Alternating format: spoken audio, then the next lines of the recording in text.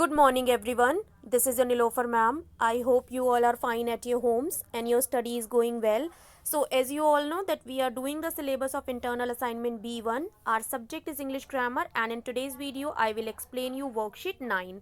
So before starting the work, what you all have to do, you all have to mention today's date in your copies, that is 4 November 2020.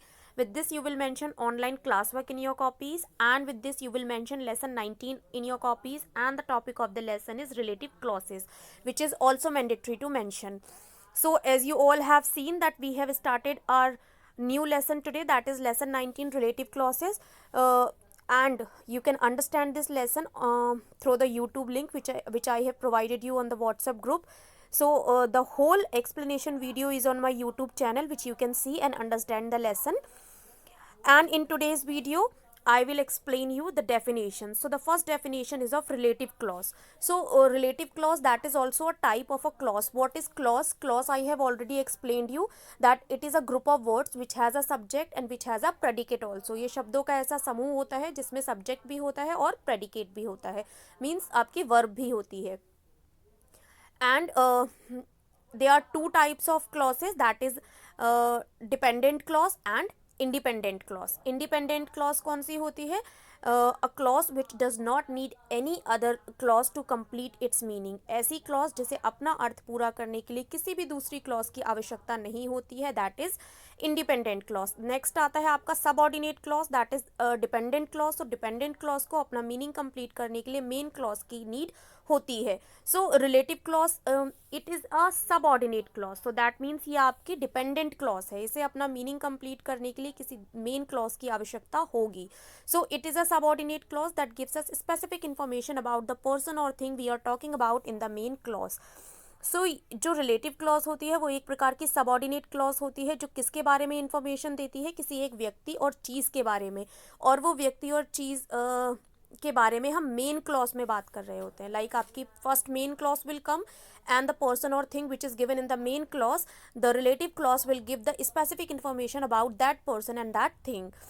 It defines or identifies the noun which comes before it. ये उस noun means उस संज्ञा को define करती है, identify करती है, पहचानती है, जिसके बारे में हमने इससे पहले बात की है. मीन्स रिलेटिव क्लॉज स्टार्ट होने से पहले हमेशा आपकी मेन क्लॉज में एक नाउन आएगी और ये उसी नाउन को डिफाइन और आइडेंटिफाई करेगी. ये एक प्रकार की सबऑर्डिनेट क्लॉज है which needs the main clause to complete its meaning. Let's see the example to understand it better. The first example is the painting which was made by Da Vinci was on display at the museum. So वो painting जो Da Vinci के द्वारा बनाई गई थी वो museum में display की जा रही थी. So here what is the subject? The subject is the painting which is main clause, and उसके तुरंत बाद आपका आया स्टार्ट हुआ है that is relative clause which was made by Da Vinci. So what is the specific information about the painting? That the painting was made by Da Vinci.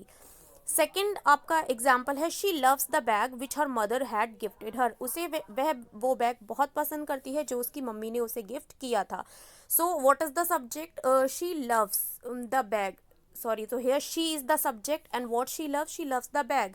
That is also a noun, और इस noun के तुरंत बाद आपकी आ रही है subordinate clause, that is which her mother had gifted her. कौन सा बैग? जो उसकी मम्मी ने उसको गिफ्ट किया था. So one thing I must tell you that relative clauses are also a type of adjective clause because they give specific information about noun, and adjective gives specific information about nouns and pronouns also. So that is relative clause. Let's see the next topic.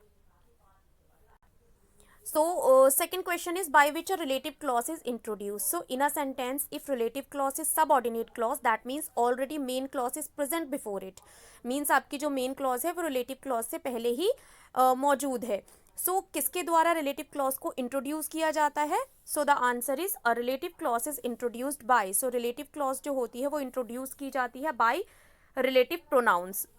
As you have already seen in the examples that all the relative clauses have started with relative pronouns at that place. So what are relative pronouns? That is who, which and that, what, which, whose and whom. And except this, it can be introduced by relative adverbs also. Relative adverbs means why, when and where. So a relative clause can be introduced by two types, that is by relative pronoun and by relative adverbs also. So the what is the use of who, which, what and whose, whom, I have explained you in the explanation video of the lesson. So to understand it better, you must have to watch that video. Next is exercises. So what is the first exercise? The first exercise is fill in the blanks with appropriate relative pronouns. आपको क्या करना है, सही relative pronoun के साथ blank को fill करना है. So the first one is, this is the shop dash I was telling about. So the answer is which. So which is a relative pronoun. ये वही शॉप है जिसके बारे में मैं तुम्हें बता रहा था. So shop is noun and shop के तुरंत बाद आपका स्टार्ट हो गया है that is which, that is relative pronoun. किसको रिलेट कर रहा है? Which is relating to shop only. Let's see the second one. So the second one is, have you called the classmates dash you want to invite for your birthday? So the answer is whom. क्या तुमने उन classmates को invite किया है जिनको तुम बुलाना चाहते हो अपने birthday party पर? So here क्लासमेट्स क्या है? आपका नाउन है. एंड होम, किसको बुलाना चाहते इन्फॉर्म किया है, सॉरी कॉल किया है?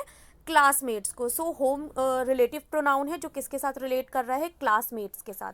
And what is the quality of classmates? Whom you want to invite for your birthday, जिनको तुम अपने बर्थडे के लिए इनवाइट करना चाहते हो. Third one is, the service centre where I got my mobile phone repaired is on the next street. वो service centre जहां पर मैंने अपना मोबाइल फोन रिपेयर कराया था वो अगली सड़क पर है. So this is the sorry the service centre. Then where आपका हो गया relative adverb and I got my mobile repair, phone repaired.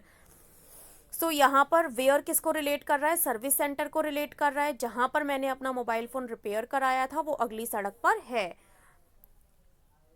The fourth one is, the little girl dash was gifted a piano was thrilled. So little girl who, वो लड़की जिसको piano gift किया गया था वो बहुत thrilled है, means बहुत ज़्यादा उत्तेजित है और उत्साहित भी है अपना पियानो चलाने के लिए. So the little girl is the subject and who relate कर रहा है लिटिल गर्ल को? बिकॉज कौन? जो लिटिल गर्ल जो जिसको गिफ्ट किया गया है piano. So who was gifted a piano आपकी क्या हो गई? रिलेटिव क्लॉज हो गई, जो एक तरीके से एडजेक्टिव क्लॉज की तरह भी काम कर रही है because it is telling the quality of the subject in main clause. Fifth sentence is, this is the reason why Enid Blyton is so popular with readers. यह वो कारण है जिसकी वजह से एनिट ब्लाइटन जो है वो रीडर्स के बीच में बहुत ज़्यादा पॉपुलर है. सो वाई क्या हो गया आपका? रिलेटिव एडवर्ब हो गया कि क्या रीज़न है? यही रीज़न है जिसकी वजह से एनिट ब्लाइटन जो है वो रीडर्स के बीच बहुत ज़्यादा पॉपुलर है.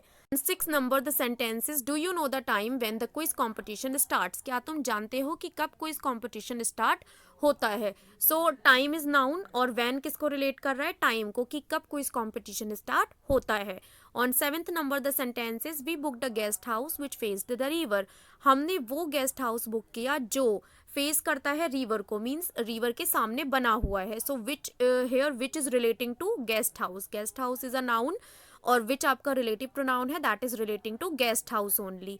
नेक्स्ट आता है आपका 7th नंबर पर, the dog whose owner had abandoned him has found a new home. Abandoned means होता है छोड़ना.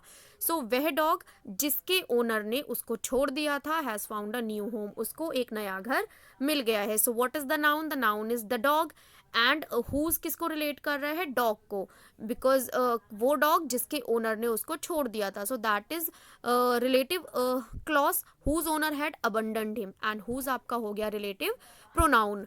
So this was the definition of relative clause and exercise related to relative pronouns.